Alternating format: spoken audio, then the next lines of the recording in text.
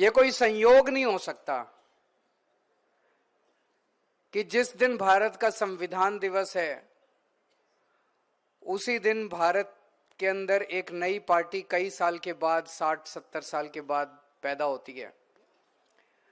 भगवान जो भी कुछ करता है उसके अंदर भगवान की कुछ ना कुछ मंशा होती है, ऐसे ही नहीं करता भगवान। गलत तो नहीं कह रहा?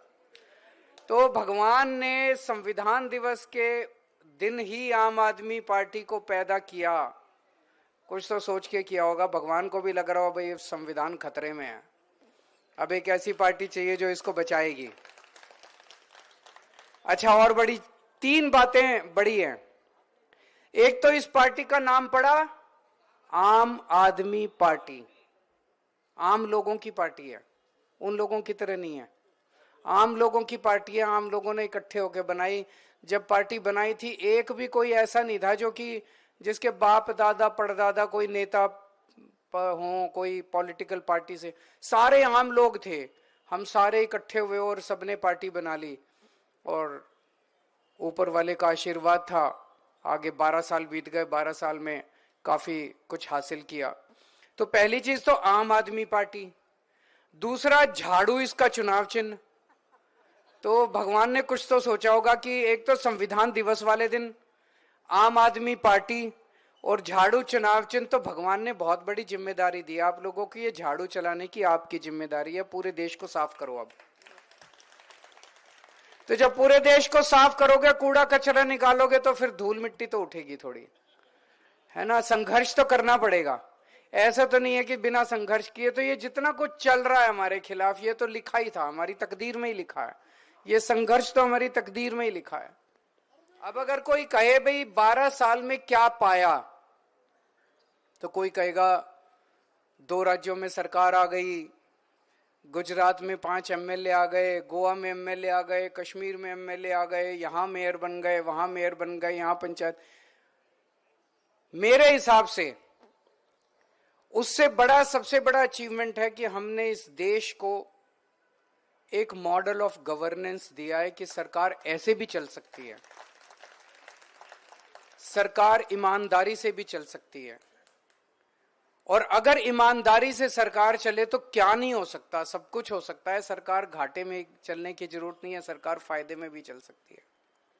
हमने इस देश को एक मॉडल ऑफ गवर्नेंस दिया जिसमें एक तरफ आम आदमी की दिन ब दिन की जिंदगी को उनके परिवार का सदस्य बनके, उनका दोस्त बनके, उनकी जिंदगी के अंदर हमने थोड़ी सी सहूलियत, थोड़ी सी सुविधा करी है। उनका बिजली का बिल माफ कर दिया, उनका पानी का बिल माफ कर दिया, उनके बच्चों, कोई आदमी क्या चाहता है, वो यही तो चाहता है मेरे बच्चे अच्छे पढ़े लिख जाएं, यही चाहता है ना। बच्चों के लिए आदमी एक टाइम की पेट रोटी भी छोड़ देता है, पेट काट के भी अपने बच्चों को पढ़। हमने उनके बच्चों के लिए अच्छी शिक्षा का इंतजाम कर दिया। आदमी ये चाहता है घर में कोई बीमार हो जाए उसका अच्छा इलाज हो जाए, उसका इंतजाम कर दिया। तो एक तरफ हमने ये सब करा, लेकिन दूसरी तरफ देश की राजधानी है दिल्ली। दिल्ली देश की राजधानी है, इसमें इंफ्रास्ट्रक्चर को भी कमजोर नहीं होने दिया। हमने दिल्ली में मेट्रो, जब हमारी सरकार बनी 200 किलोमीटर मेट्रो की लाइन थी, आज 450 किलोमीटर मेट्रो की लाइन हो गई। 10,000 किलोमीटर सड़कें बनाई। हमारे से पहले 62 फ्लाईओवर बने थे 65 साल में, हमने 9 साल में 38 नए फ्लाईओवर बना दिए। इतने सीवर की पाइपलाइन डाली हमने, नालियां बनवाई, सड़कें बनवाई, कच्ची कॉलोनियों का उद्धार करा। सीसीटीवी कैमरे दिल्ली में सबसे ज्यादा है, न्यूयॉर्क से, लंदन से, टोक्यो से सबसे ज्यादा सीसीटीवी कैमरे दिल्ली में। इतना बड़ा इंफ्रास्ट्रक्चर का काम करा। तो ये जो मॉडल दिया हमने गवर्नेंस का, भी एक तरफ आम आदमी की जिंदगी में सुविधा दी, दूसरी तरफ इंफ्रास्ट्रक्चर बढ़ाया, और तीसरी तरफ ये सब देने के बाद भी बजट को फायदे में रखा, बजट को घाटे में नहीं जाने दिया। ये दिल्ली मॉडल ऑफ गवर्नेंस है, जिसको मुझे लगता है कि हमारी सबसे बड़ी देन आज यही है। उनका मॉडल ऑफ गवर्नेंस क्या है? आज उनके मॉडल ऑफ गवर्नेंस का एक झलक आपको देखने को मिलेगी। आज शाम को इनके कुछ नेता झुग्गियों के अंदर रहने के लिए जा रहे हैं। जैसे आप लोग जाते हो ना एक दिन के लिए छुट्टी लेके, कभी गोवा जाते हो, कभी मन बहलाने के लिए, झुग्गी टूरिज्म कहते हैं, कोई कह रहा था झुग्गी टूरिज्म है। एक रात गरीबों के साथ बिता के आप उनकी गरीबी का मजाक उड़ा रहे हो। मैं इनकम टैक्स में कमिश्नर होता था, मैंने कमिश्नर की नौकरी छोड़ी और 2000 से 2010 तक मैं दिल्ली की झुग्गियों के अंदर जाके रहा था। अगर रहना है, अगर हिम्मत है तो थोड़े दिन 3-4 महीने वहां पे झुग्गियों में उनके साथ रह के देखो किस अवस्था में जीते हैं वो लोग। मैं दिल्ली के झुग्गी वालों से यही कहना चाहता हूं कि जो लोग आज आपके झुग्गियों में आके रहने वाले हैं उनसे सावधान रहना।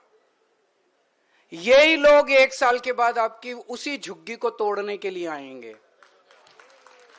ये उसी जिस झुग्गी में आज ये रहेंगे उसी झुग्गी को तोड़ने के लिए, उजाड़ने के लिए 1 साल बाद ये बुलडोजर लेके आएंगे। पिछले 6-7 साल में कई जगह इन्होंने झुग्गी तोड़ने की कोशिश की। कई जगह हमारी सरकार ने, हमने कई अपने पावर का इस्तेमाल करके उनको तोड़ने से रोका। मकान बनाना दिल्ली में बड़ा मुश्किल है।